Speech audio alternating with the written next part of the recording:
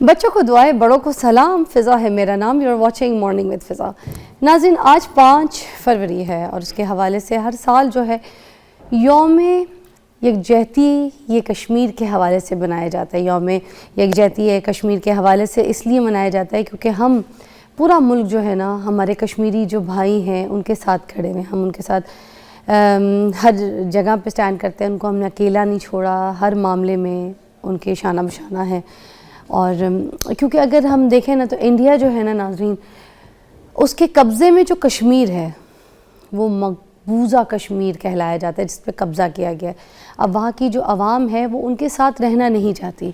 आवाम जो है वो हमारे कश्मीरी जो भाई हैं ना उनके साथ मिलना चाहती है, ठीक है। मगर ज़बरदस्ती जो है ना वो जो कब्ज़ा है वो किया गया है इंडिया की तरफ से। और वो जो मोदी की गवर्नमेंट है ना, ठीक है, अब उनकी उस गवर्नमेंट की तरफ से जो उन पे सख्तियाँ की गई हैं नाज़रीन, ठीक है, वो बेतहाशा है और उसके ख़िलाफ़ हम सारे के सारे स्टैंड करते हैं, हम खड़े हैं। अब कुछ देर में मुज़फ़्फ़राबाद में जो है वो सारन बजाए जाएंगे, एक मिनट की खामोशी जो है वो इख्तियार की जाएगी नाज़रीन। और इसके अलावा जो कश्मीर से मिलने वाले जो इलाके हैं ना, वहाँ पर इंसानी हाथों की ज़ंजीर भी बनाई जाएगी, जो कि एक ये शो कराती है कि हम और कश्मीर आपस में जुड़े हुए हैं मज़बूती से, ऐसे कि हमें कोई जुदा नहीं कर सकता। तो आज के दिन हम उन तमाम शुहदा को खिराज तहसीन पेश करते हैं जिन्होंने अपनी जानें दी मकबूजा कश्मीर के अंदर। ये जो भारतीय मुजालिम हैं उनको बर्दाश्त किया, क्योंकि बहुत सारे ऐसे आपको पता है कि मुजाहिदीन हैं या फिर ऐसे जो फ्रीडम फाइटर्स हैं नाज़रीन, उन्होंने अपनी जानें दी, बहुत जुल्म बर्दाश्त किए उन्होंने। आपको पता है उनको अगवा कर लिया गया, उनको कैद में रखा गया, तशद्दुद का निशाना बनाया गया। हम उन सब को खिराज तहसीन पेश करते हैं जो अपनी आज़ादी के लिए लड़ रहे हैं। अपने प्रोग्राम की तरफ आते हैं नाज़रीन, और आज हमारे प्रोग्राम में क्या क्या है वो सब तो आप देखते ही रहेंगे, मगर कुछ बातें इंटरेस्टिंग ख़बरों से शुरू करते हैं नाज़रीन। आज के हिसाब से कुछ चीज़ें हैं। शोहरत जो है ना नाज़रीन, इंसानी ज़िंदगी को कम कर देती है। एक इंटरेस्टिंग सी रिपोर्ट है जो कि सामने आई है और ये शाया की है BBC वालों ने, ये मैं अपनी तरफ से नहीं बोल रही हूँ, ठीक है। अच्छा, इसमें क्या है कि जैसे जो इनकी रिपोर्ट थी उसमें 400 सिंगर्स थे वो उन्होंने लिए, ठीक है। उसमें आधे जो थे वो बहुत ज़्यादा कामयाब सिंगर्स थे, आधे वो थे जो कामयाब नहीं हो सके ज़्यादा, ठीक है। और उनकी लाइफ का उन्होंने एनालिसिस किया, उसमें उनकी जो ज़िंदगी थी ना उसको कितने साल वो ज़िंदा रहे उनकी सक्सेस के साथ। फिर उन्होंने उन सबको मैच किया एक साथ आपस में। फिर उन्होंने उसके मुताबिक जो भी फ़नकार या जो भी उसकी कौमियत थी नाज़रीन, ठीक है, जो भी उसकी जिन्स या उसकी मौसीकी की जो तर्ज थी, उसकी बुनियाद पर उन्होंने हर सिंगर को दूसरे सिंगर के साथ कंपेयर किया, मशहूर सिंगर को दूसरे सिंगर के साथ, ठीक है, जो ज़्यादा मशहूर नहीं हो सका। तो उस हिसाब से उनको पता चला कि अगर एवरेज निकाली जाए ना तो मशहूर जो सिंगर्स थे ना नाज़रीन, उनकी औसत उम्र जो थी ना वो 75 ईयर्स में है। उन्होंने अपनी लाइफ बड़ी जी है। और जो एवरेज उम्र है जिनकी 79 अगर आप कहें ना, जिनकी लाइफ रही है, वो कम मशहूर गुलकार थे जो ज़्यादा फेमस नहीं थे। तो फिर उन्होंने ये अंदाज़ा लगाया जो शोहरत है वो आपकी लाइफ को कम कर देती है, ज़िंदगी की लाइफ टाइम आपकी कम हो जाती है, क्योंकि जब शोहरत इंसान देखता है तो बहुत सारी ऐसी चीज़ें भी कर गुजरता है जो उसको नहीं करनी चाहिए होती हैं। और ये चीज़ जो है ना, ये डाटा ये सामने आया कि इस तरीके से जो शोहरत है वो उम्र को खा जाती है और उम्र को कम कर देती है। तो ये BBC की रिपोर्ट है, ये मैं अपनी तरफ से नहीं कहती। तो ये देख लीजिए कि जो बहुत वायरल होने के शौक़ में है ना, जो बहुत ज़्यादा फेमस होने के चक्कर में, अपने आप को मशहूर करने के चक्कर में ऊट पटांग अजीब हरकतें भी कर रहा है, सोशल मीडिया पर देखने को आम मिलती हैं ऐसी चीज़ें, ऐसे नमूने। तो फिर उनकी लाइफ कम हो जाएगी। एक चीज़ मैं सोची थी शायद इसमें ये चीज़ भी साथ शामिल होती होगी कि बहुत ज़्यादा जब इंसान कामयाब हो जाए, मशहूर हो जाए, तो ये जो लोग होते हैं ना, ये नशों में, शराबों में, याशियों में पड़ जाते हैं। मोस्टली आपने देखा है ये जो GT पार्टीज़ होती हैं, जो गैदरिंग्स होती हैं, ये जो बच्चियों के साथ, ठीक है, जो लग्जरी लाइफ दिखाना, ठीक है, फिर बहुत ज़्यादा सुकून वाली ज़िंदगी जिसमें बहुत ही लग्जरियस लाइफ होती है ना, वो भी आपकी लाइफ को कम कर देती है, क्योंकि आपकी ज़िंदगी से एक सिस्टम जो है ना वो ख़त्म हो जाता है, क्योंकि स्ट्रगल करने वाले इंसान के पास बहुत कुछ होता है करने को। जब बंदा बहुत इस तरह से वेल आरामदेह ज़िंदगी में आता है तो वो आपको कमज़ोर भी कर देती है, आपकी लाइफ को कम कर देती है। तो ये ऐसे मुझे ये डाटा जो है ना इस हिसाब से ऐसा लग रहा है। अब आप जो भी अपनी लाइफ में अगर आपको शोहरत मिलती भी है तो देख लीजिए कि आप अपनी लाइफ में कुछ ना कुछ करते रहें, अपनी एक्सरसाइज करते रहें, अपनी सेहत का ख्याल रखें। नशे तमाशे में तो हरगिज़ ना पड़ें। ख़ास तौर पे यूथ को मैं रोज़ ये मैसेज देना चाहूँगी कि किसी भी तरीके से आपका दोस्त यार आपको एक सिगरेट का पफ भी पिलाने के लिए बैठे ना, ये भी नशा है, ना पिए, इनकार करें, ना करें। किसी भी किस्म का नशा, शीशे का नशा, सिगरेट का नशा, पान का नशा, छालियाँ का नशा, मैं कहती हूँ किसी भी चीज़ का नशा ना करें, अपने काम का नशा रखें। ब्रेक के बाद मिलते हैं।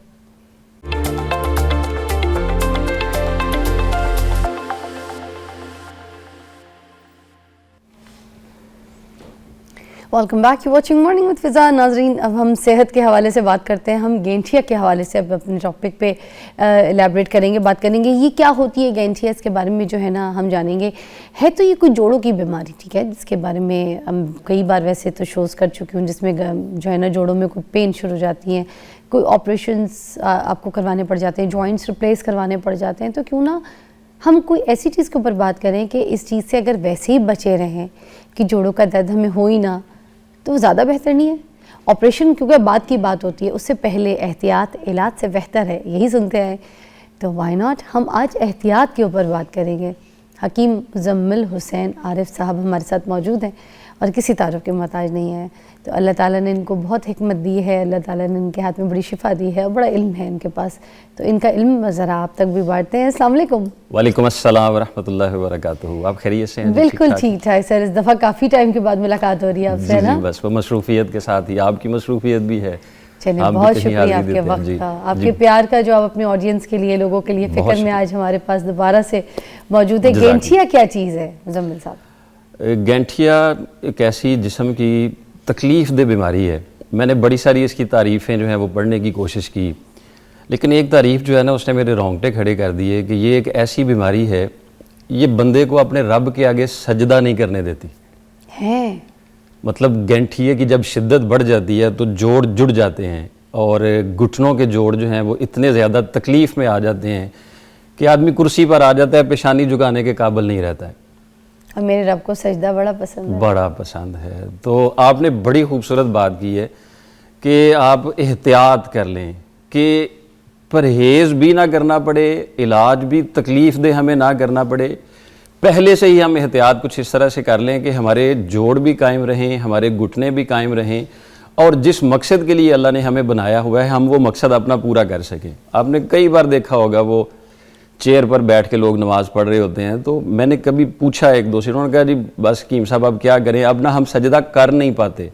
पहले हमारे पास वक़्त नहीं था, अब टाइम नहीं आया, जब टाइम अब आया है तो जोड़ जो है ना वो जुड़ गए हैं, जोड़ कमज़ोर हो गए हैं, जो जोड़ हैं सूज गए हैं और जोड़ों में मूवमेंट ख़त्म हो गई है। तो हम जब रुकू में जाते हैं फिर भी तकलीफ़ फ़ील होती है, जब सजदे में जाते हैं फिर भी तकलीफ़ फ़ील होती है। तो फिर हम अब पेशानी झुका नहीं रहे हैं, तो फिर वो अशारों वाले सजदे पे आ जाते हैं। तो मैं नाज़रीन की खिदमत में अर्ज़ करता हूँ कि ये नौबत आने से पहले आप अभी से अपने जोड़ों का ख्याल रखना शुरू कर दें, ताकि आपसे ये इबादत जो है महरूम हो जाए, ये भी ना हो सके और आप अपनी जो जिस्म की हरकत व सकनात है वो भी मजबूत रख सकें। ये तो एक हो गया रूहानी तौर पर पहलू। बाकी जो गैंठिए की तिब्बी नुक्ता नज़र के साथ तारीफ़ की जाती है, हमारे जिस्म का ना एक समझ लें कि डिफेंसिव सिस्टम है बॉडी के अंदर, कुदरत ने बनाया हुआ है, उसको नए दौर ने कई नाम दिए हुए हैं। मतलब इसके कई बॉडीगार्ड ऐसे हैं जिन्होंने बर वक्त एक्शन करके तो जिस्म के अंदर जो भी फासद मवाद है, जो तेज़ाब की शक्ल में चीज़ें बनने वाली हैं, उनका इखराज करना होता है, उनको निकालना होता है। लेकिन अगर वो वक़्त पर नहीं निकल पाते हैं या उनकी बनने की कैफियत सही नहीं हो पाती है, वो यूरिन की शक्ल में हो, वो हमारे स्टूल की शक्ल में हो, वो पसीने की शक्ल में हो, वो लुआब की शक्ल में हो, वो जिस्म के और कई सारे एसिड्स हों, उन सब एसिड में से एक एसिड जिसको फिल वक्त गैंठिए के साथ जोड़ दिया गया है। यूरिक एसिड एक ऐसा चीज़ जो है वो हमारे मुआशरे में बढ़ती चली जा रही है। अगर उसका इखराज जिस्म से मुनासिब मिकदार और मुनासिब वक्त पर नहीं होता रहता तो फिर वो छोटे जोड़ों में जमना शुरू हो जाता है। जब छोटे जोड़ों में जमता है तो फिर ये उंगली के जो जोड़ होते हैं, पाँव की उंगलियों के जो जोड़ होते हैं, छोटे जोड़, पहले इनमें दर्द स्टार्ट होता है। फिर जब उन पर भी तवज्जो नहीं दी जाती है तो यही फिर बढ़ के बड़े जोड़ों की तरफ जो है वो आना शुरू हो जाता है, जो कि गैंठिए की शक्ल इख्तियार कर लेता है। और गैंठिया एक ऐसी तकलीफ दे चीज़ बन जाती है जिससे जोड़ मुड़ना भी शुरू हो जाते हैं। और ये किस एज में मोस्टली इस तरह के इश्यूज देखने को मिलते हैं और किस टाइम पे शुरू होते हैं? ये अमूमी तौर पर 30 से 50 साल की उम्र में होता था कि पहले लोगों को ऐसा होता था, लेकिन अब पता नहीं ये जो हमारी, मैं पता तो नहीं कहूँगा, वैसे आपकी वजह से जो आपने अवेयरनेस लोगों तक पहुँचाई, अब लोगों को ये पता चल चुका है। अब वो पता चलने के बाद भी सारी चीज़ें ना छोड़ें तो वो एक अलमिया ही हो सकता है। हमारा डाइट प्लान और हमारा सोने जागने के औकात और हमारी जो ग़िज़ाएँ हैं, ये इस तरह की नई पुरानी जो भी बीमारियां हैं वो हमारे लाने का सबब बन रही हैं। तो हमें इस दौर में अभी 18-20 साल की उम्र में गैंठिया हो जाता है। अच्छा, जो कि 30-50 साल की उम्र में जाके होता था। 18 साल तो वो एज है ना कि बस अब जवानी शुरू हुई है अब। सही जी बिल्कुल ऐसे ही है। लेकिन उस पर भी बच्चे जो हैं वो, आपने अपने शुरू में कहा था कि ये जो बहुत सारे नशे हैं, जिस चीज़ को भी आपने नशे के तौर पर अपने जिस्म पर लगा लिया उसने फिर आपके निज़ाम को दरम बरम करके रख देना। मेरे पास 18-20 साल, 22 साल, 24 साल और ऐसी बच्चियां हैं जो सिर्फ अभी 18 साल से 21 साल की उम्र में है, लेकिन उनके हाथ के जोड़ मुड़ चुके हुए, हड्डियां उनकी कमज़ोर पड़ चुकी हुई। हाँ, तो ये एक अलमिया बनता चला जा रहा है। तो इसलिए हमें इनसे बहुत सारी चीज़ों से। मुझे बताइएगा, क्या कोई खाने पीने में ऐसी गलतियां हो रही हैं, कोई ऐसी चीज़ उल्टी सीधी चीज़ें जो है ना नोश कर रहे हैं, क्या ऐसी गलतियां कर रहे हैं? बहुत सारा जंक फूड, बहुत सारा रेड मीट और बहुत सारी जो है वो शब बेदारी, जो रात का जागना होता है, ये हमारे जिस्म के निज़ाम को अपसेट कर रहा है। जो जिस्म की बुनियादी ज़रूरियात हैं वो पूरी नहीं हो पा रही। बात सुने, रेड मीट तो अच्छा नहीं होता मुजम्मिल साहब सेहत के लिए? अच्छा होता है एक मतलूबा मिकदार के तक, मतलब 15 दिन में एक दिन में खा लें। हाँ। यहाँ तो लोग हफ्ते में जो है वो 2-2, 3-3 बार खाते हैं, बल्कि रोज़ खाते हैं। दिन में एक बार? जी, 15 दिन में एक बार रेड मीट आपको लेना चाहिए। हफ्ता मौसम है तो हफ्ते में 10 दिन में एक बार मछली लेनी चाहिए। हम क्या करते हैं, हम बने ही गोश्त खाने के लिए, जी मछली एक बार लेनी चाहिए। सब्जियां किस लिए उगाई गई? पहली मर्तबा हमारे शो पे कोई इस तरह की बात कर रहा है। मेरी बात सुने, मैं कराची से हूँ, मैं तो रोज़ ही हमारे घर में तो मछली पकड़ी होती है, फिंगर फिश, वो fish, prawns, big prawns, butterfly prawns, और हर चीज़ यही खा रहे होते हैं हम तो बैठ के। कराची वाले लोग जो हैं, मैं हैदराबाद रह के आया हूँ 5 साल, कराची में भी रह के आया हूँ, वहाँ पे ना हरकत भी बहुत ज़्यादा है। हाँ, क्योंकि हर चीज़ दूर दूर है, भागो दौड़ो, तेजी। कराची की लाइफ को तेज लाइफ कहा जाता है। बहुत तेज, सर में दर्द होता है वहाँ उठ के। जी, तो वहाँ पे हरकत है ना, मतलब जितनी आप ग़िज़ा खा रहे हैं उतनी आप हरकत भी तो जिस्म को देना। वहाँ पर भी जो लोग खा के हरकत में नहीं करते हैं, मतलब वो अपनी वर्किंग नहीं लेते हैं, वो कमरे के अंदर ही बंद रहते हैं, कामकाज नहीं है, तो उनको फिर वो नुकसान पहुंचाएगी। अच्छा, वो लोग जिनकी एक्टिविटी बहुत फास्ट है, तेज लाइफ है, वो ये नोश कर सकते हैं, खा सकते हैं। फिर भी एक हद तक आपका जिस्म बता देता है कि अब ये चीज़ मेरे लिए जायद होगी, अब इसको रोक दे, लेकिन हम फिर उसके लिए ज़बरदस्ती कर देते हैं। तो इस वजह से ये सारी चीज़ें जो हैं वो फिर हमारे ऊपर ज़्यादा हो रही हैं। तो सुने, जो हम बच्चों की ग़िज़ा के बारे में बात कर रहे होते हैं, तो क्या बच्चों को भी फिर हमने 15 दिन में रेड मीट देना है, या बच्चों की ग्रोइंग एज है तो हमने उनको जल्दी देना है? बिल्कुल ऐसे ही है। बच्चे जो बढ़ते होते हैं, वैसे बच्चे की पहली ग़िज़ा क्या कहा जाता है? हाँ, ठोस ग़िज़ा या दूध? दूध, माँ का दूध। माँ का दूध, यानी बच्चे की पहली ग़िज़ा कोई सा भी दूध है। ओके। तो आजकल तो हमने दूध को बड़ी दूर फेंक दिया हुआ है।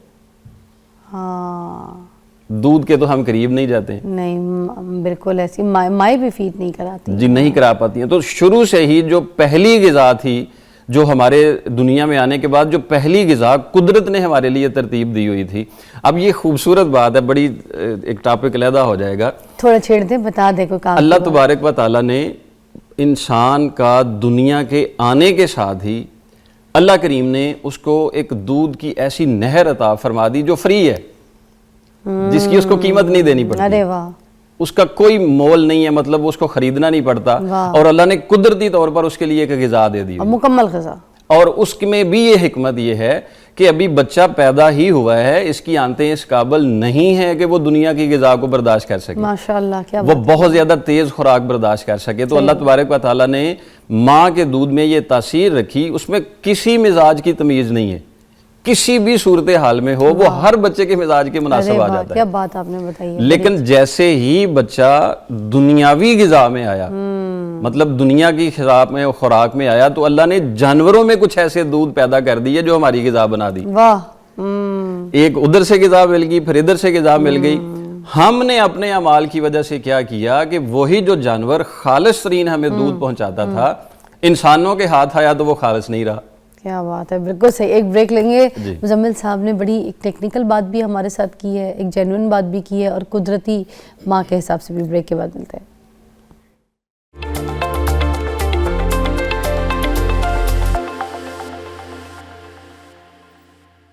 Welcome back. और मैं एक बात बताऊं, क्योंकि मैं एक बात कर रही थी कि टोटके और नुस्खों में बड़ा फ़र्क होता है। अभी मैं यहीं पे इनसे, अब मैं इतनी बातें करती हूँ मुजम्मिल साहब से ब्रेक पे, मुझे लगता है कि मेरी अच्छी खासी क्लास चली, मैं तो हकीम ही बनना शुरू हो गई हूँ सीरियसली। इतनी चीज़ें पूछती हूँ, इतने नुस्खे पूछती हूँ, और जा के फिर मैं इस्तेमाल करती हूँ। अभी भी एक मुझे इतना खूबसूरत नुस्खा इन्होंने बताया है, मगर मैं वो बताऊँगी नहीं, टॉपिक से हट जाएगा, उसके लिए पूरा हम एक शो करेंगे। अच्छा जी, हम नुस्खों की तरफ आते हैं। अब गैंटिया के लिए कोई ऐसा नुस्खा आप बताना चाहेंगे जो एहतियात के लिए इस्तेमाल किया जा सके? जी, मैं सबसे पहले दुआ करूँगा हमारी जो माएँ, बहनें, बेटियाँ इस मर्ज़ में मुब्तला हैं, वो अल्लाह करे उनके लिए कोई मुनासिब इलाज हम तजवीज़ कर सकें ताकि उनकी जान छूट सके और उससे बेहतरी हो सके। फ़ौरी तौर पर वो यख ठंडा पानी पीना छोड़ दें, चावल का इस्तेमाल कम से कम कर दें, तली हुई चीज़ें जो हैं वो थोड़ी देर के लिए कम कर दें। ये एहतियात अगर हमने की होती तो ये परहेज़ ना लगता हमें। अब हमें ये परहेज़ लगता है कि हमें इन चीज़ों से मना किया जाता है। पहले अगर हम इनको एहतियात से इस्तेमाल करते तो फिर ये परहेज़ नहीं होना था। लेकिन चूँकि अब बीमारी आ चुकी है तो हमें जिस्म के अंदर बहुत सारी ऐसी चीज़ें जो ज़ायद बन चुकी हैं उनको ख़त्म करना है। एक नुस्खा मैं आपकी वसातत से शेयर कर देता हूँ। बहुत सारे ऐसे मरीज़ जिनके घुटने सूज चुके हुए हैं और उनके घुटनों के जोड़ों में खला बता दिया गया हुआ है। मेरे ख़ानदान में इतने ऐसे लोग हैं, बताएं। और वो बहुत ज़्यादा शदीद दर्द में मुब्तला होते रहते हैं। वाकई है। ये एक आम सी सब्ज़ी है, बैंगन गोल वाला। जी, ये बैंगन है। ठीक है। ये बैंगन ले लेना है, इसको छुरी अगर होती तो मैं काटता, इसको ना ऐसे काटना है गोलाई में। अच्छा, ठीक है जी। इसको गोलाई में काट के इसका जो अंदर वाला हिस्सा होगा उस पे ये पीसी हुई आंबा हल्दी, अच्छा, ये पंसारी से मिलेगी आंबा हल्दी, ये वाली हल्दी बारीक पीस के, ये बैंगन का जो बारीक पीस काट के इसके अंदर उसको लेप कर देना है। अच्छा, बैंगन के ऊपर लेप करके इसकी 2-3 पट्टियां बना लें, यानी रोल बन जाएगा ये। अच्छा। 1 पीस फिर 2 पीस फिर 3 पीस, इस तरह से वो पीस लेके ना तो घुटने के एक इस साइड पे बांध दें, एक इस साइड पे बांध दें और एक इस साइड पे बांध दें। हाँ। और उसके ऊपर जो है ना वो कोई भी गर्म पट्टी आप लपेट दें। अच्छा, वो बाजार से मिल जाती है जो आप पहन लेते हैं ना घुटनों के ऊपर, वो भी सही रहेगी। कोई सी भी गर्म पट्टी आप इसके ऊपर लपेट दें। हाँ। और इसको अगर आपके पास वक्त है तो 2-4 घंटे तक लगा के रखें, कम है तो कम से कम 1-1.5 घंटा तक भी लगे रहने से कुछ अफाका जरूर हो जाता है। बैंगन क्या करेगा, हमारे घुटनों को घुटने का भरता बना देगा या नहीं? बैंगन का भरता क्या होता है भला? नहीं, मतलब ये जो अंदर मवाद जम चुका है ये उसको नरम कर देगा। अच्छा, मतलब कोई चीज़ अगर अंदर से जम चुकी है जो हड्डी को चलने नहीं दे पा रही है, जोड़ को नरम नहीं कर पा रही है, कुदरत ने इसके अंदर एक सलाहियत रखी है कि वो उन चीज़ों को नरम कर देगा। वाह। और जो आंबा हल्दी है वो दर्द में अफाका देगी। उसके साथ एक चीज़ मैं क्लियर कर दूं, आप कह रहे थे आंबा हल्दी जो है ना जोड़ों के दर्द के लिए बहुत मुफीद है। मैं यही चीज़ क्लियर करने लगा हूँ। कभी भी कोई अमूमी नुस्खे में हल्दी का लफ्ज़ बोला जाए तो उसका मतलब होता है घरेलू हल्दी जो आम होती है, लेकिन जब कहीं आंबा हल्दी को बोला जाएगा तो उसका मतलब होता है कि वो अलहदा से आंबा हल्दी है। अच्छा, जब हल्दी कोई बता रहा है आपको तो आप दिमाग में रखें वो किचन वाली हल्दी, वो किचन वाली हल्दी। और अगर कोई आंबा कहता है तो फिर वो उस नुस्खे में दिमाग रखे आंबा का मतलब वो आंबा हल्दी, फिर वो आंबा हल्दी होती है, तो फिर वो लेनी चाहिए। दूसरा ये काम करना चाहिए, ये चीज़ें हमें खाम हालत में मिल जाती हैं, कच्ची मिल जाती हैं पंसारी से लेके इनको पहले साफ़ करें, अच्छी तरह से झाड़ें। अगर इनमें थोड़ी नमी आई हुई है तो इनको थोड़ा खुश्क करें, धूप लगी है उसमें थोड़ा खुश्क करें, घर में ग्राइंड, शैलो ड्राई में? जी जी, नहीं, शैलो ड्राई करें घर के अंदर किचन में या फिर बाहर? बाहर थोड़ा सा कर लें। अगर तो उसमें नमी ज्यादा है, लेकिन अगर वो खुश्क है फिर भी उसको थोड़ा सा सुखा लें, थोड़ी सी उसको जो है वो सेक दे लें ताकि वो पीसने में आसानी हो। इसको सफाई करके फिर उसके बाद इसको सफूफ बना के अपने पास रख लें। अब ये वाली हल्दी गंडी मिलेगी ऐसे, हाँ, ये मंडी में ताज़ा भी मिल जाती है। हाँ। जैसे अदरक की गांठें होती हैं वैसे इसकी होती हैं, ठीक है। तो वो ताज़ा लेके भी आप महफूज कर सकते हैं। ये अगर आप जब कभी भी कोई चीज़ मसाला जात वाली चीज़ें तो वो साबुत खरीदा करें, ताकि आपको पता हो कि आपने ये काली मिर्च पीसी है, आपने ये हल्दी पीसी है, अंदर कोई केमिकल नहीं है, जी, इसमें कोई मिक्सचर नहीं है, कोई खुशबू नहीं डाल दी गई है, कोई और बुरा नहीं इसमें मिक्स कर दिया गया है। फिर लोग कहते हैं जी हकीमी नुस्खों से फायदे कम होते हैं, तो वो असल चीज़ तो आप तक पहुंच नहीं पा रही होती है, जिसकी वजह से इस तरह की चीज़ें होती हैं। तो इसलिए इनको लेना है, ये आंबा हल्दी लेके खुद पीस लेनी है, बारीक पाउडर बना लेना है। ये हो गया पट्टी का नुस्खा जो बाहर से हम लगाते हैं। और ये पट्टी बांधनी कितनी देर के लिए? मैंने अर्ज किया अगर टाइम आपके पास ज़्यादा है तो ये आप रात को भी बांधे रख सकते हैं। अच्छा जी, सुबह उठ के आप इसको जो है वो खोल दें, और खोलने के बाद जब ये पट्टी उतारें, ये वाली हल्दी पीसी हुई और ये वाली काली मिर्च, ये है काली मिर्च, हाँ, ये दोनों बराबर वज़न पीस के अपने पास रख लें और इसको तवे पे गरम करें। गरम करें, इसको गरम करके तो एक कपड़े में लपेटें इसको। कभी बच्चे की आंख में कुछ चीज़ लग जाती है तो माँ फौरी क्या करती है भला, उसको सेक देती है, कपड़े का सेक, दुपट्टे को गरम करके मुंह से गरम हवा करके तो सेक देती, वो सेक देती है, मुंह से हवा भरती है, वो लुपी जैसे बनती है ना, ऐसे इन दोनों चीज़ों की वो लुपी बना के तो इस घुटने पर सेक करना शुरू कर दें। वाह, वो पट्टी उतारने के बाद। अच्छा, मेरे मालिक ने करम किया, मेहरबानी फरमाई। देखें, इलाज तो बतदरीज होना होता है, लेकिन इसके साथ आपके जो घुटनों में खला बढ़ रहा है ना, वो अल्लाह के फजलो करम के साथ कुछ वक्त के बाद वापस आना शुरू हो जाएगा। अच्छा, और बेहतर हो जाएगा। और इतना मुश्किल है ही नहीं, तो आसान सा है, बिल्कुल आसान। आप घर में अपने सोफे पे बैठे बैठे टीवी देखते देखते किसी से बात करते करते लाउंज में चाय पीते पीते कर लेंगे। बिल्कुल ऐसे ही, बिल्कुल ऐसे ही। और ये कितने दिन तक करना है? बैंगन वाला तो बता दें। सेक करते करते आपको माँ की भी याद आ जाएगी कि माँ मुझे ऐसा सेक किया करती थी, तो आपका उससे भी थोड़ा तबीयत में नरमी आ जाएगी। और ये बैंगन वाला कितने दिन करना है? ये है मरीज की नौयत के ऊपर डिपेंडेंट। अच्छा, अगर तो खुदा ना खास्ता नी रिप्लेसमेंट का कह दिया गया है तो इसको 4 से 6 माह का वक्त लग सकता है। अच्छा, उसके रिकवर होने। अल्लाह करीम ने हड्डी में एक ताकत रखी है, या खुद से वापस आ, टूटी हुई हड्डी भी तो जुड़ जाती है ना, 2 टुकड़े हुई हड्डियां जो है वो जोड़ लगा के जोड़ते हैं तो वो कुदरती तौर पर जुड़ना शुरू हो जाती है, क्योंकि अल्लाह ने उसके अंदर एक सलाहियत रखी हुई है। तो हम उसके साथ फिर अपनी ग़िज़ा में थोड़ा एहतियात रखें, और खाने के लिए एक नुस्खा है, वो बेहतरीन एक नुस्खा अपने इस्तेमाल में रखें। ये मेरे मालिक का मेरे से करम हुआ कि मक्का शरीफ से एक मेरे आए अजीज़, तो वो वहाँ से सना मक्की मेरे लिए तोहफा लेकर आए। अच्छा, सना मक्की है ये, सना मक्की खालिस वाली है जो वहाँ से बनती है। ये सना मक्की के फूल है? ये सना मक्की के पत्ते हैं, पत्ते। हाँ जी, ये वहाँ की सना मक्की है। अच्छा, तो ये सिर्फ पत्ते, इसमें मैंने रेशे इसके अलहदा करके रखे हुए हैं, सिर्फ पत्ते हैं ये मौजूद है। इसकी खुशबू भी फ्रेश वैसी है? जी जी, बिल्कुल अल्लाह के फजलो करम के साथ। एक खुशबू मैं आपको और दिखाता हूँ, ये सना मक्की है, और इसके साथ ये गुलाब के फूल हैं। अच्छा, सूखे? आजकल ताज़ा गुलाब के फूलों की भी ऐसी खुशबू नहीं आती है जैसी आप इससे लेके देखेंगे। है? हाँ जी, अल्लाह के फजलो करम के साथ। एक सेकंड रुकिए, मैं सना मक्की भी सुंघाइएगा मुझे। ओह, ये हालांकि सूखे गुलाब के हैं, देसी गुलाब के हैं ये फूल, पत्तियां। ये आपने खुद सुखाए देसी गुलाब के लेके? जी जी। हाँ, सुने, गुलाब तो एक सेकंड के लिए ढक्कन खोल के यहाँ तक आ रही है खुशबू। जी, हालांकि ये सूखा हुआ है। खुदा की कसम, इतनी तेज, जी जी, जादुई।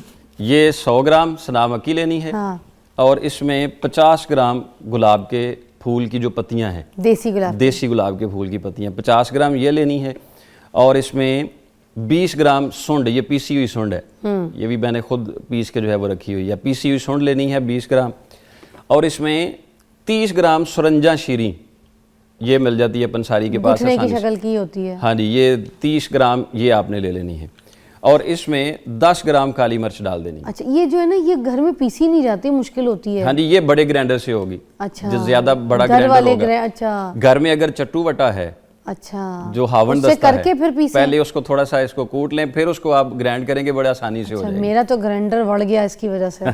सही, गलती हो गई। क्योंकि ग्राइंडर से ज्यादा ये मजबूत है। हाँ, उसने इतनी आवाजें निकाली जैसे घर में पथराव हो गया हो। जी, तो वो बड़ी चीज छोटी चीज को खा ही जाती है। हाँ, अच्छा, पहले चिट्टू पट्टा से उसको उसको तोड़ना है, कूट लें। हाँ जी, तो फिर फिर उसके हम बाद ग्राइंडर में डाल दें। जी जी, ये वाला एक नुस्खा बना लें, सफूफ बना लें और इसका एक 0 साइज का कैप्सूल भर लें। सुबह और शाम खाना खाने के बाद एक एक कैप्सूल खाना शुरू कर दें। अल्लाह के फजलो करम के साथ जो छोटे जोड़ों का दर्द है, पट्ठों का दर्द हो रहा होता है, वो भी अल्लाह के फजलो करम के साथ इससे ठीक हो जाता है। और इसमें एक फ़ायदा ये है कि गंठिया अमूमी तौर पर कब्ज़ बिगड़ जाने की वजह से भी होता है जी। जिन लोगों को पुरानी कॉन्स्टिपेशन होती है, उस पर तवज्जो नहीं दी जाती है, उससे भी जिस्म के अंदर गंठिया बनने के चांसेस हो जाते हैं। अच्छा, ये तो आज हमारा टॉपिक भी है, हमारे साथ रहेगा सहर चावला, हमें ज्वाइन करेंगी ना, तो आज हमने कॉन्स्टिपेशन के ऊपर बात करनी है और बड़े सारे इलाज हैं, तो वो भी बड़ा सेगमेंट देखने वाला है, क्योंकि जब इन्होंने बात छेड़ी है तो मैंने फिर कहा कि ये तो दोनों एक साथ ही एक तीर से दो शिकार हो जाएंगे। अच्छा, लास्ट में कोई आखिरी कोई ऐसा नुस्खा जल्दी से बताना चाहें तो प्लीज़ बता दीजिए, जिसमें पहले से कोई ऐसी एहतियात के गंठिया जैसी, जोड़ों को दर्द जैसी कोई चीज़ ही ना, ज़रा हड्डियाँ मजबूत रहें। हमारी जो घरेलू ख़वातीन होती हैं, अल्लाह करीम महफूज फरमाए, जो उनका ज़च्चगी के मामलात होते हैं, उसमें बहुत सारी ऐसी बदएहतियातियाँ होती हैं जो इस बीमारी को जन्म दे देती हैं। तो उस दौरान भी हमें बहुत सारी नेचुरल हर्ब्स या नेचुरल फूड्स की तरफ रहना चाहिए। बहुत ज़्यादा ठंडी और बहुत ज़्यादा खट्टी चीज़ों से ज़रा एहतियात रखनी चाहिए। और सिर्फ घर में आपके सीढ़ियाँ मौजूद हैं, सिर्फ सीढ़ियों के 5 स्टेप ऊपर 5 नीचे, ये दिन में 5 बार कर लें, आपकी ये सबसे अच्छी एक्सरसाइज हो जाएगी। ये एक नाश्ते का नुस्खा है, लेकिन वो अगर टाइम शार्ट है तो फिर मैं वो शेयर नहीं करता हूँ। जल्दी से बता दें, क्योंकि सहर चावला भी आ गई है, उनके साथ हमने वो फिर गंदम वाले टॉपिक में हम शेयर कर देंगे। जब गंदम की अच्छा, ये गुफ्तगू वो वाला होगी ना, नुस्खा है, ये वो गंदम का एक नाश्ता है, तो उसके हिसाब से हाँ, फिर तो मैं फिर शेयर कर छोड़े, दूँ। क्योंकि ये फिर हमने ना आपके साथ स्पेशली हमारी रमज़ान ट्रांसमिशन जो होगी नाज़रीन, उसके लिए भी तैयार रहिएगा, उसमें भी बहुत कुछ है। इस दफ़ा तो हम लोग हर साल ही मेहनत करते हैं, मगर इस दफ़ा something very very big and very nice. तो आप, मैं सिर्फ अर्ज़ करना चाहता हूँ, अपनी सेहत का ख्याल रखें ताकि आप इबादत अच्छी तरह से कर सकें और इस रमज़ान फ़ायदा उठा सकें इबादत का। क्या बात है, अभी से एहतियात कर लें आप। क्या बात है सर, बहुत शुक्रिया, बहुत बहुत शुक्रिया। और बड़े सारे बड़े प्यारे नुस्खे, बड़े आम से आसान से, अब भी ट्राई कीजिए और अपने जो बड़े ना उनकी ज़रा दर्दों में आराम कीजिए। एक ब्रेक के बाद मिलते हैं, सहर चावला साथ होंगी।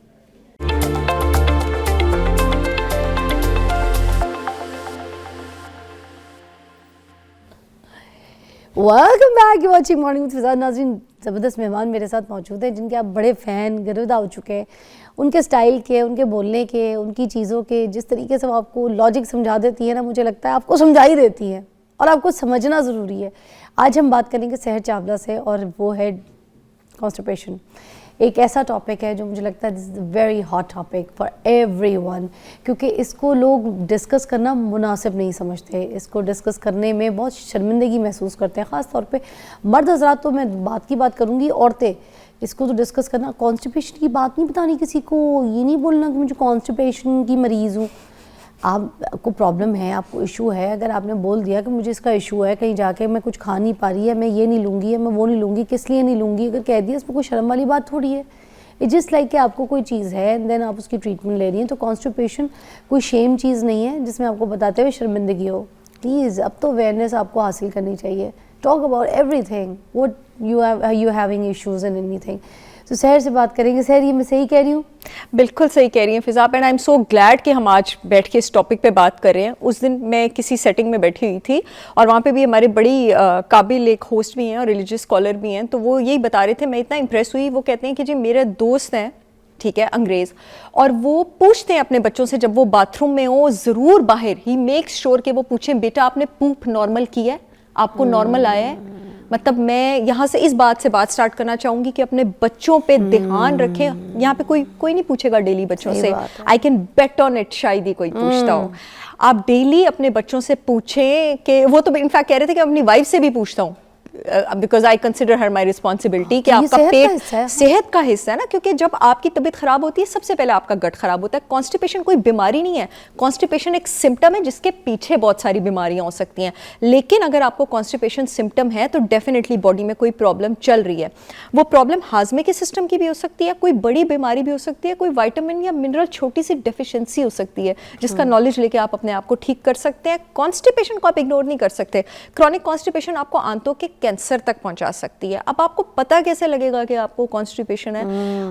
आपको आइडियली मैं लोगों को बता दूं, एक बार आइडियल बाउल मूवमेंट क्या होती है, एक बार या मैक्सिमम दो बार से ज़्यादा नहीं आपको स्टूल आना चाहिए। आपका जो पखाना है वो आपके पास ऑलमोस्ट डार्क ब्राउन कलर का होना चाहिए, वो टूटा हुआ नहीं होना चाहिए, वो बनाना की शेप का होना चाहिए। Somebody needs to tell people, इसलिए आई एम हियर, मैं चाहती हूँ मैं लोगों को बताऊँ। वो सॉसेज शेप का होना चाहिए, बनाना शेप का होना चाहिए। और आइडियली आपको पखाना कब आना चाहिए? सुबह नाश्ते से पहले खाली पेट जब आप उठते हैं, सुबह जब आप उठते हैं 15 से 20 मिनट और घंटे के अंदर आपकी बाल मूवमेंट इनिशिएट होनी चाहिए।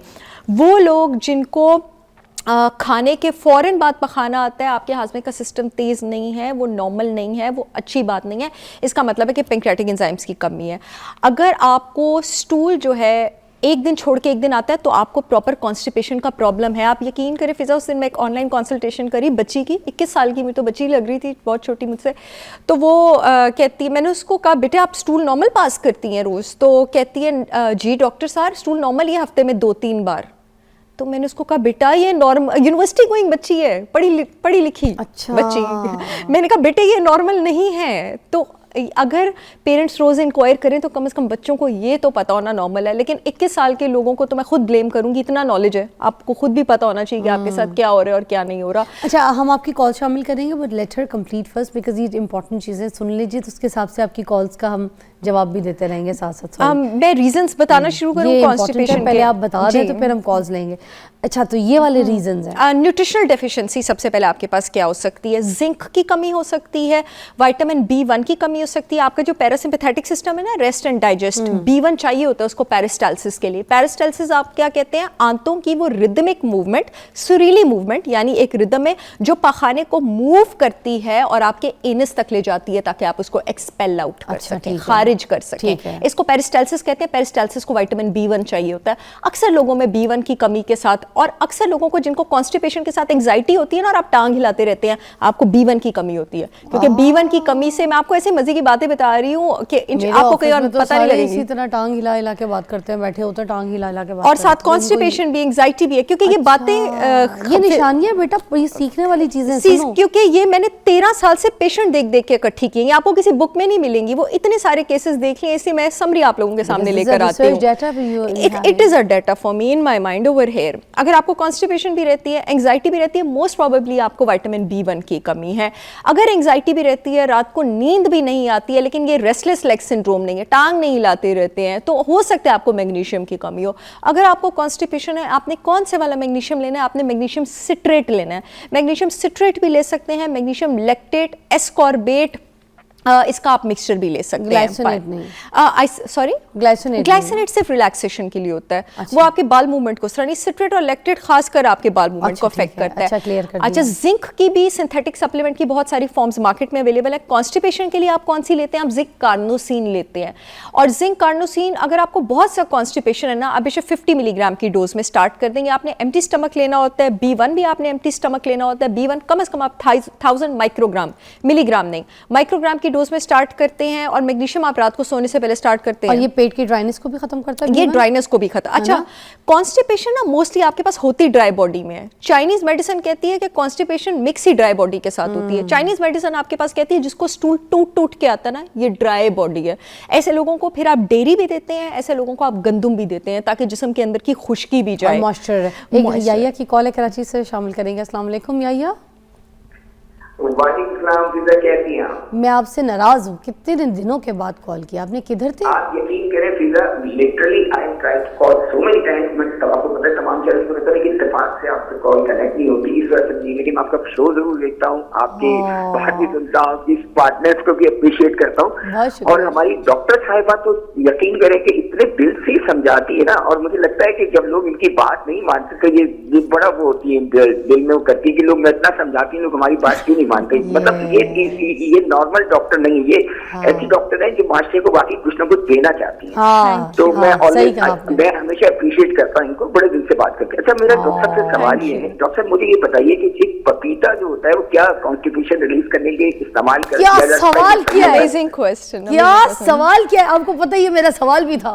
हाँ, पहले मैं ये याया भाई को थैंक यू कहना चाहूंगी। मेरी आंखों में नॉर्मली आंसू आते नहीं हैं, मैं बहुत सालों से टीवी में आ रही हूँ, आज पहली बार मेरी आंखों में आंसू आए। किसी ने आपको समझा, क्योंकि किसी को समझ आई कि what I am trying to do. आपको ऑडियंस में से कोई समझ रहा है, ये I really got emotional, thank you so much, this is exactly what I am बना दिया याया भाई, क्या बात है। अब मैं कभी भी नहीं रोई हूँ टीवी पे, but this is the first time that I really feel emotional. अच्छा, पपीता जो होता है ना आपके पास, उसमें आपके पास एक एंजाइम होता है, पेपेन होता है। पेपेन जो है आपके पास, वो भी आपके पास कॉन्स्टिपेशन रिलीव करता है। और जितने भी फिजा मेरे पास ऑटो इम्यून डिजीजेस के पेशेंट्स होते हैं, सबको मैं पपीता रिकमेंड करती हूँ, बिकॉज ये आपकी इम्यूनिटी भी तेज करता है, ये आपके पास इम्यूनोमॉड्यूलेटर भी है, ये बॉडी में इन्फ्लेमेशन भी नीचे लेके जाता है। बल्कि पेपेन का अगर आप सिंथेटिक सप्लीमेंट लेने जाएं तो वो बहुत ज्यादा महंगा है। हाँ, अब पपीता किन लोगों ने यूज नहीं करना, जिनकी बॉडी की टेंडेंसी जो है वो गर्म है।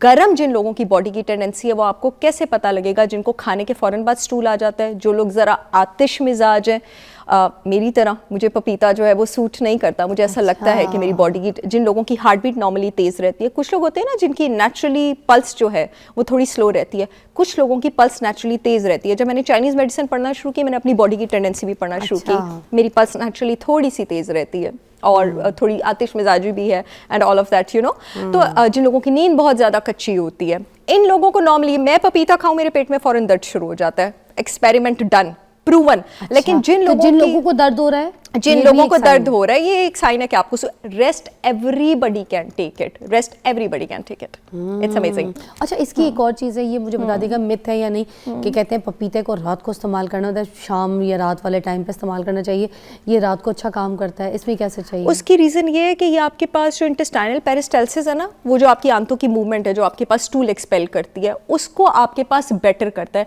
जैसे उसकी यही वजह, मैंने आपको भी कहा ना, मैग्नीशियम रात को लेना चाहिए ताकि सुबह पखाना ठीक तरह निकल जाए। इसबगोल कब लेते हैं? रात को लेते हैं ताकि सुबह पखाना ठीक तरह निकल जाए। उसी यही वजह है कि पपीता भी रात को लेना चाहिए ताकि सुबह पखाना ठीक तरह निकल जाए। और लास्ट एक और चीज़, कि इसबगोल को भिगो के उसका मुंह खोल के उसको सौता करके ही हमने पीना है या पानी में? It is a better thing. फक्की की तरह भी ले सकते हैं? अब फक्की की तरह मोस्टली लोग जब लेना, वो उसको गले के नीचे गल्प डाउन नहीं कर पाते हैं। It is slightly kind of uncomfortable, वरना उसका कोई साइड इफेक्ट नहीं है। तो it is better to make it easy, उसको दही में आप मिक्स कर लें। Isabgol is an amazing thing, आपके पास स्टूल को सॉफन करता है, बल्क प्रोवाइड करता है। लेकिन इसबगोल को डेली नहीं लेते हैं, आपकी बॉडी उस पर डिपेंड करना शुरू कर देती है। ये याद रखिएगा। कुछ हर्ब्स भी अभी मैं आपको कॉन्स्टिपेशन के लिए बताऊंगी, जो मैं सारे नोट्स बना के लाई हूँ रीजंस के साथ। सारे खाता खोलें, ये मैं बताऊं फिर? हाँ, ये मैं लाई हूँ के बाद आते ही आप खाता खोल दें, जो आप अपना सारा होमवर्क इल्म जो है ना बांटे। आज ब्रेक के बाद मिलते हैं, कॉन्स्टिपेशन के ऊपर शो कर रहे हैं, कॉल्स भी शामिल करेंगे।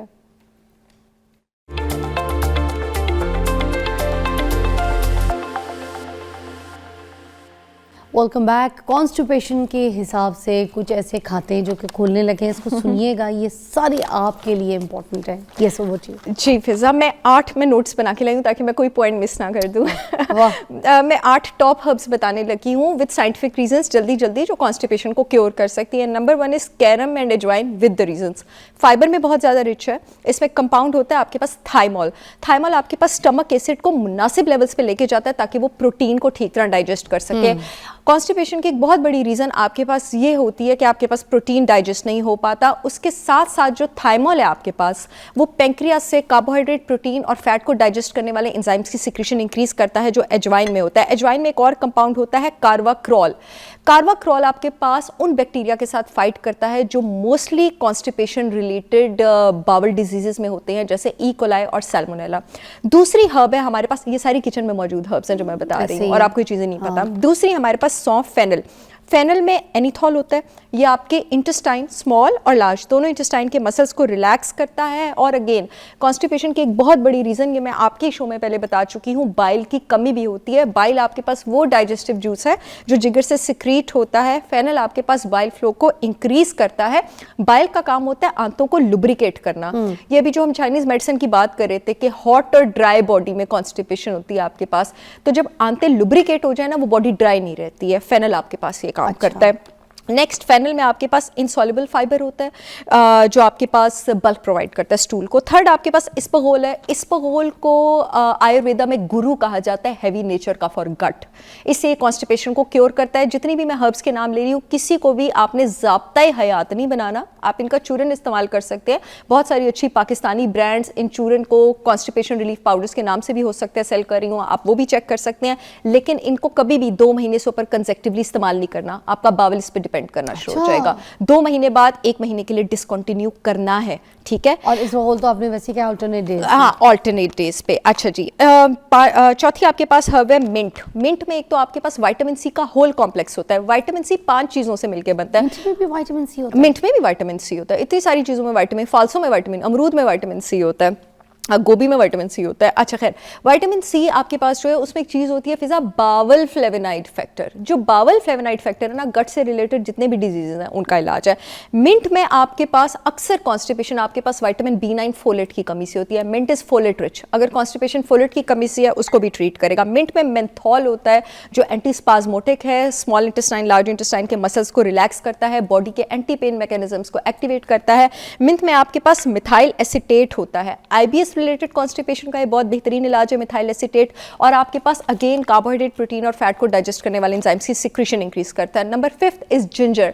जिंजर आपके पास विटामिन B6 में बहुत ज्यादा रिच है। Nausea, vomiting, abdominal pain, bloating उसको रिलीव करता है। जिंजर आपके पास कोलन, लार्ज इंटेस्टाइन में प्रेशर और गैस को रिलीव करता है। अगेन अगर बाइल की कमी से कॉन्स्टिपेशन है, जिंजर बाइल फ्लो को इंक्रीज करता है। अगेन अगर स्टमक एसिड की कमी से कॉन्स्टिपेशन है तो स्टमक एसिड को आपके पास, ये गर्म बॉडी वाले भी इस्तेमाल कर सकते हैं? जिंजर गर्म बॉडी वाले इस्तेमाल नहीं कर सकते हैं आपके पास। अगर गर्म बॉडी वालों ने इस्तेमाल करना, दही के साथ इस्तेमाल कर। अच्छा, तासीर बैलेंस करने का भी मैं एंड में बता देती हूँ। अगर छठे आपके पास सेना लीव्स हैं, ठीक है। सेना लीव्स में आपके पास साइनोसाइड्स होते हैं और ये आपके पास अगेन आंतों के पेरिस्टाल्सिस को स्टिमुलेट करते हैं। का क्लियर कर दे, सना मक्की वाले, सना मक्की वाले। लेकिन ये आपने खुद से यूज नहीं करने हैं, ये आपने अपने सना लीव्स आपने अपने डॉक्टर से मशवरा करके और किसी रिप्यूटेड ब्रांड के ISO सर्टिफाइड प्रोडक्ट्स में से यूज करने हैं। हाँ, ये बगैर लेबल की डब्बियों से नहीं उठाने हैं। सातवीं आपके पास है क्यूमिन जीरा। क्यूमिन आपके पास स्टूल कंसिस्टेंसी को बेटर करता है। क्यूमिन में आपके पास क्यूमिनल्डिहाइड होता है। क्यूमिनल्डिहाइड को कार्मिनेटिव कहा जाता है। कोई भी ऐसा खाना जो जिस्म से ट्रैप्ड गैस को निकाले उसको साइंटिफिक लैंग्वेज में कार्मिनेटिव कहा जाता है। दूसरा, आपके पास अक्सर कॉन्स्टिपेशन मैंने बताया फोलेट और मैग्नीशियम की कमी से होती है। जीरा आपके पास मैग्नीशियम और फोलेट में भी रिच है, तो इसलिए भी अगर कॉन्स्टिपेशन उसकी कमी से उसको बेस्ट करेगा। मैग्नीशियम दे देता है हमें? मैग्नीशियम सिट्रेट हमने लेना है, जो चाहिए। ये आपके पास डाइट में होल मैग्नीशियम कॉम्प्लेक्स होता है। ये जो सिंथेटिक सप्लीमेंट्स होते हैं ना अच्छी कंपनीज के, ग्लाइसिनेट, सिट्रेट, एस्कॉर्बिट, इनको स्पेशल तरीके से फॉर्मुलेट करके वो केमिकल्स ऐड किए जाते हैं। अगर ये अच्छी कंपनी के आपने डॉक्टर ने रिकमेंड किए तो एब्सोल्युटली सेफ है। मैग्नीशियम का synthetic supplement is a great thing, मैं रोज लेती हूँ। 8वीं आपके पास जो हर्ब है दैट इज त्रिफला। आयुर्वेदा की जितनी भी मेरी फेवरेट हर्ब्स है ना, शतावरी और त्रिफला मेरे फेवरेट है, ठीक है। त्रिफला आपके पास 3 हर्ब से मिलके बनता है, आंवला, हड़ड़, बेहर। अब ये आंवला, हड़ड़ और बेहर का कॉम्बिनेशन ऐसा है कि ठंडी गर्म तासीरें सब बैलेंस हो जाती हैं। वैसे तो triphala weight loss, liver detox, बहुत सारी चीज़ों के लिए यूज़ होता है। यहाँ पे हम कॉन्स्टिपेशन के लिए बात कर रहे हैं। अगर क्रॉनिक कॉन्स्टिपेशन रहे, मैंने शो के शुरू में बताया था कि अल्लाह ना करे वो कोलन कैंसर में भी तब्दील हो जाती है 15-20 साल बाद। त्रिफला एंटी नियोप्लास्टिक है, कॉन्स्टिपेशन को भी ट्रीट करेगा, इम्यूनो मॉड्यूलेटर भी है, इंशाल्लाह कोलन कैंसर भी नहीं होने देगा। जितने भी ऑटो इम्यून डिजीजेस से रिलेटेड गट कॉन्स्टिपेशन है, फॉर एग्जांपल अगर किसी को इन्फ्लेमेटरी बॉल डिजीज़ है, क्रॉन्स डिजीज़ है, अल्सरेटिव कोलाइटिस है, triphala is a great cure. GERD और हाइपर एसिडिटी अगर कॉन्स्टिपेशन के साथ, triphala is a great cure. अगर आपकी डाइजेस्टिव जूस की सिक्रीशन कम है, वो जूस चाहे आपके स्टमक का तेजाब है, चाहे लिवर का बाइल है, triphala is a great cure. अगर आपको डिसबायोसिस की वजह से कॉन्स्टिपेशन है, यानी बॉडी में बैड बैक्टीरिया ज़्यादा, उसको डिसबायोसिस कहा जाता है, triphala is a great cure. अगर आपके डाइजेस्टिव एंजाइम्स कम हैं, त्रिफला जो है it is a great cure. आपके स्मूथ मसल्स ऑफ इंटेस्टाइन जो है उनको रिलैक्स करता है। ये टॉप हर्ब्स हैं आपके पास कॉन्स्टिपेशन के लिए। ज़बरदस्त। तो सुने, ये जो हम कुछ पक्कियाँ वक्कियाँ भी बना रहे होते हैं, तो इसी तरह के हर्ब्स के साथ अगर हम अपनी कोई पक्की बनाना चाहें तो क्या it's easy to?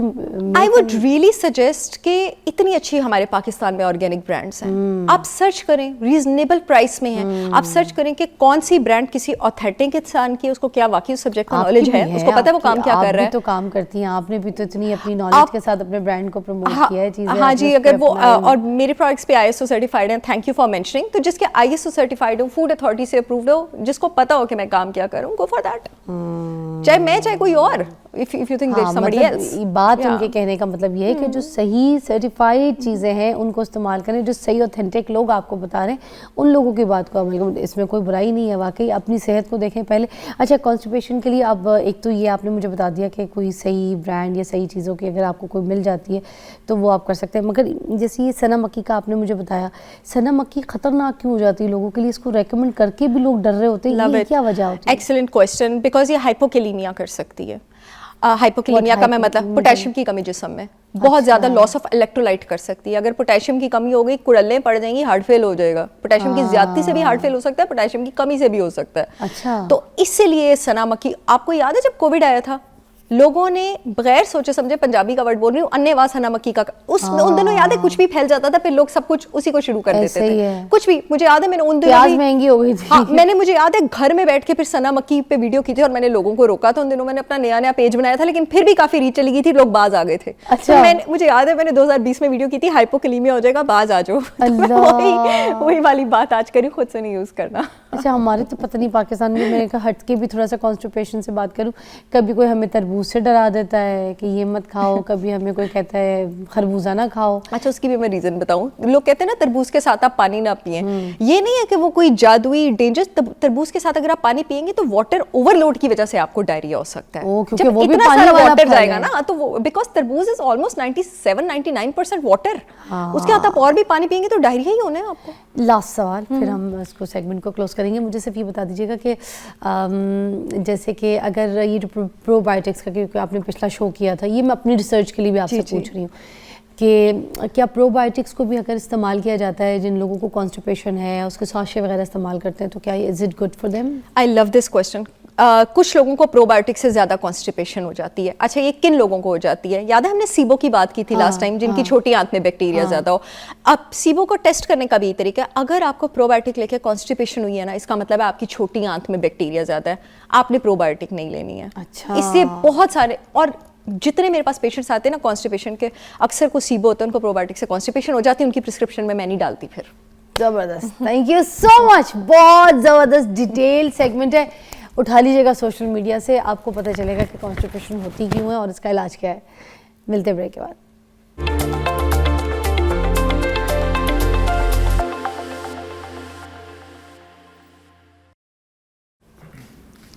Welcome back, you watching morning with Fiza. नाज़रीन, मैंने बड़े ज़बरदस्त मेहमान बुलाए। जुनैद असगर मेरे साथ मौजूद है नाज़रीन, और उनके साथ उनके गिटारिस्ट भी इधर मौजूद हैं, बड़े फेमस हैं और आजकल तो बहुत वायरल है, ट्रेंडिंग में। इन्होंने मेरा एक गाना है उसका भी OST किया था और बड़ा पॉपुलर हुआ, ड्रामे का OST, ठीक है। तो बहुत ही लोगों ने इनको पजीराई, पसंद किया इनकी आवाज़ को। और उसके बाद अब काफ़ी टाइम के बाद जो है ना, अब यहाँ मेरी उनसे मुलाकात हुई है तो इतने पॉपुलर हो चुके हैं अब तो। मेरे रश के कमर जो है उसको इन्होंने यहाँ पे दोबारा से गाया है और उसकी रिमिक्स जो है वो, उसके तो व्यूज़ ही छाए हुए हैं सोशल मीडिया पे। तो आज आपकी मुलाकात करवाते हैं, वक्त ज़ाया नहीं करते। अस्सलाम वालेकुम। वालेकुम सलाम। कैसे हैं जुनैद? अल्लाह का शुक्र, आप कैसी हैं? शुक्र अल्हम्दुलिल्लाह। हमारे ड्रामे का नाम क्या था? ज़रा सी गलतफहमी। ज़रा सी गलतफहमी, हाँ, उसका OST किया था आपने। उसका OST किया सलीम था। शेख साहब का ड्रामा सलीम था। शेख साहब का था, under the banner of Javed Shaikh productions. वाह, तो मुझे ये बताइए कि अब इतने टाइम के बाद जैसे आपसे मुलाकात हो रही है, तो ये पीछे जो सफ़र रहा ये कैसा रहा, स्ट्रगलिंग कैसी रही? ओवरऑल सफ़र तो काफ़ी ज़्यादा स्ट्रगलिंग था, ever since from the first day. हाँ, जब आपका मैंने OST किया था तब वाकई बहुत टफ हालात चल रहे थे। हाँ। अब आपके जो ड्रामा सीरियल का मैंने OST किया था 2014 में, उसके 1-2 साल बाद चूँकि मैंने स्ट्रगल जारी रखी, गाने में करता था, अपलोड करता था यूट्यूब पे, जिस तरह एक नए आर्टिस्ट को सहारा होता है थोड़ा सा, तो इसी तरह मैंने मेरे रश के कमर, जो आपको पता है नुसरत साहब की कवाली है, तो फॉर द फर्स्ट टाइम मैंने उसको एक गाने की शक्ल दी थी। I was the first one. और उसके बाद भारत ने भी उसको कॉपी किया, बाकी सब आर्टिस्ट ने किया। तो वो भी एक हादसाती चीज़ थी। जो गाना था मेरे रश के कमर, तो वो मैंने बनाया, उसको रेडी किया, म्यूज़िक भी मैंने उसका मैंने ब्रांड न्यू बनाया था, वो मैंने कॉपी नहीं किया था। तो वो बन के काफ़ी देर से मेरे पास पड़ा हुआ था, तकरीबन 6-7 माह से। तो अचानक हुआ ऐसे कि मैं लाहौर आया सियालकोट से एक दफ़ा, 2016 की बात है। तो एक मॉर्निंग शो था, उसमें मैं ऐसे ही चला गया। तो उन्होंने मुझे कहा कि आप परफॉर्म करें, आपके पास कोई गाना है? मैंने कहा एक है सर, एक पड़ा हुआ मेरे पास बट अनरिलीज्ड है। कहते हैं लेके आओ। इसी तरह सेट था, मैंने वो गाना उनको दिया USB में, वो मैंने वहाँ पे परफॉर्म किया। वहाँ पे परफॉर्म करने के बाद मैं घर गया, उसको YouTube अपने चैनल पे अपलोड कर दिया मैंने, and there was no looking back. और वो इतना पॉपुलर, इमेंसली पॉपुलर गाना हुआ। आज भी उस गाने के YouTube पे 880 मिलियन व्यूज़ हैं, 880 मिलियन व्यूज़ हैं। और ऐसे और बहुत सी ऐसी वीडियोज़ हैं जो डिलीट हो चुकी हैं। अदरवाइज़ मैं यकीन के साथ कह सकता हूँ, हाँ जी, कि उस गाने के अगर आप टोटल व्यूज़ काउंट करें ना, टोटल ऑल टुगेदर, तो 4-5 अरब व्यूज़ होंगे उसके, बट बाकी वीडियोज़ वो डिलीट हो चुकी हैं। एक ही ऑथेंटिक वीडियो। पैसे तो नहीं आए होंगे आपको? शुरू में मुझे थोड़ी प्रॉब्लम हुई थी। इतने पैसों के बाद तो आपकी शेयरिंग पे आ गया होगा आपने। हाँ अगर जी, वो ऐसे हुआ था कि उस गाने को मिसयूज़ बहुत किया लोगों ने, बहुत से फेक क्लेम्स डाले। तो फिर ये है कि हमने उसका राइट वापस ले लिए थे, बट शुक्र अल्लाह कि उसकी रॉयल्टीज़ आती हैं मुझे। मगर शेयरिंग में आती है? शेयरिंग में आती हैं। तो उन्होंने भी साइन कर दिया होगा कि ओके आप शेयर कर सकते हैं। हाँ, Absolutely. जो ओरिजिनल साउंड ट्रैक हाँ के जी। साथ। वेरी नाइस, बहुत बहुत मुबारक। उसके हो बाद आपको। मैंने काफ़ी सॉन्ग्स किए और सफ़र जारी है अभी। तो सुने हम यहीं से ना सिलसिला शुरू करें जिसकी जी, आप ज़रूर, इतनी बात ज़रूर, कर रहे हैं, इतने ज़रूर। मिलियंस में। आपके साथ भाई भी हैं, इनका नाम हारिस बताइएगा। नाम हारिस है आपके इनका। साथ गिटारिस्ट हैं, जी, ठीक है। जी। आज आपको सपोर्ट करेंगे, वैसे भी आपके साथ होते हैं। जी, ये मेरे साथ होते हैं, ही इज़ ग्रुप मेंबर और ये बहुत अच्छा गिटार प्ले करते आप हैं। एक ही गाड़ी पे आ रहे थे? नहीं, मैं बेसिकली सियालकोट से आया हूँ, ये लाहौर होते हैं। अच्छा, वही मैं बोलूँ, ये जहाँ से आ रहे हैं, इधर हवा बड़ी तेज चली थी, इधर थे सारा बाल थे उड़ गए। नहीं? शुक्र करें ये पहुँच गए हैं। पहुंच गए? हाँ, नहीं तो सही है। तो फिर वरना हवा इतनी में- सुबह उठना आम बंदे के बस की बात नहीं है, आपको पता है। हाँ, सही बात है। तो नहीं ये तो आम आप- बंदे नहीं है। हाँ, आप उठ गए तो अब जो हमें ना अभी भी उठाएं जरा अपने गिटार के सुरों से और आपकी आवाज़ के सुर। तो इसी गाने से शुरुआत करते हैं, मेरे और रश के शोर। कमर, अरे हो जाए। जो मेरी पहचान बना है। चलें।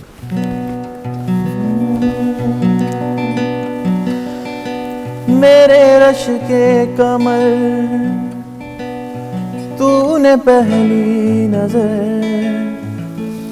जब नजर से मिलाई मजा आ गया। ओ मेरे रश के कमर, तूने पहली नजर जब नजर से मिलाई मजा आ गया। मेरे रश के कमर, तूने पहली नजर जब नजर से मिलाई मजा आ गया। जब नजर से मिलाई मजा आ गया। बरक सी गिर गई, काम ही कर गई, आग ऐसी लगाई मजा आ गया।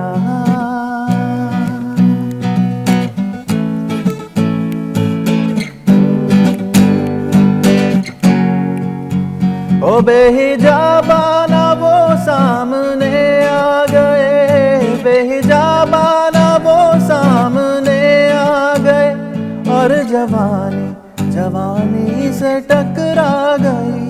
आँख उनकी लड़ी यूं मेरी आँख से, आँख उनकी लड़ी यूं मेरी आँख से, देख कर लड़ाई मजा आ गया। ओ मेरे रश के कमर, तूने पहली नजर जब नजर से मिलाई मजा आ गया। क्या बात है, क्या बात है। सुनिए, फिर आपने अपने भी ट्रैक्स किए? जी, मैंने बिल्कुल किए हैं। और अभी इतने अच्छा रिजल्ट आया? जी, इतने ही। अभी एक लेटर इन शो आपको सुनाऊंगा। मैंने कभी लास्ट मंथ एक ट्रैक रिलीज़ किया है, उसका टाइटल भी रश के कमर है, but that is an original song. आपका अपना With लिरिक्स new चीज़ें lyrics, अलग हैं? न्यू, हाँ जी, लिरिक्स सब कुछ अलग है, बट अच्छा। टाइटल रश के कमर किसने है। लिखा? मैंने लिखा है। सुनिए, तो फिर इंतजार न करें, इस रिश्के के बाद रक्षा ना करवाएं, रिश्के ही दूसरा अपना अच्छा। ओरिजिनल सुना दे, ओरिजिनल भी है ना? वो भी चलेगा। चले जी। It's a 6 beat song. मजा आया। Thank you, thank you. Strumming. मेरे रश के कमर, तेरी पहली नजर मेरा दिल ले गई, मेरा दिल ले गई। ओ मेरी जाने जहां ओ ऐसा मस्त समा बिजलियां ही गिर गई, बिजलियां ही गिर गई। ऐसा मंजर कभी मैंने देखा न था, चांद तारों को शर्माते देखा न था, चांद तारों को शर्माते देखा न था। मेरे रश के कमर तेरी पहली नजर, मेरा दिल ले गई, मेरा दिल ले गई।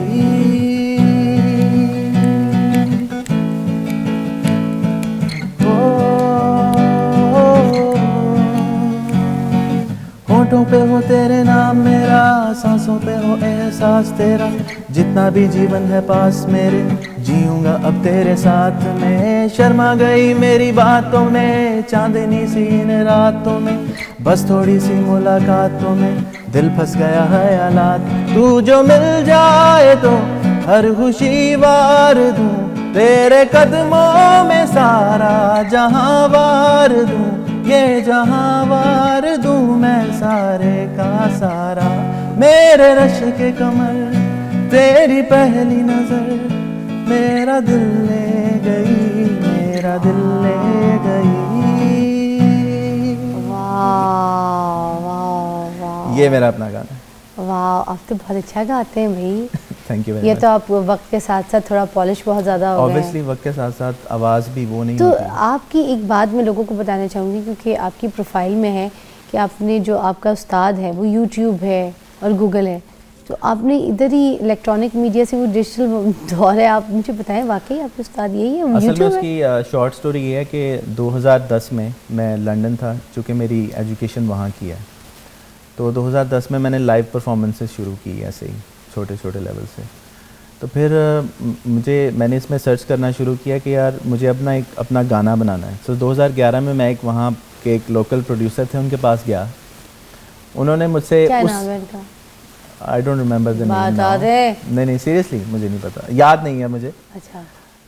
बट उन्होंने मुझसे उस ज़माने में 400 पाउंड लिया और गाना ऐसा बना के दिया कि जो मुझे खुद नहीं था पसंद। आई वॉज रियली डिसअपॉइंटेड कि यार ये क्या। फिर मैंने पहले 400 पाउंड। हाँ जी, फिर मैंने उस पर रिसर्च करना शुरू की कि यार ये म्यूज़िक बनता कैसे है, बिकॉज एक सेंस तो है थी मेरे अंदर म्यूज़िक की।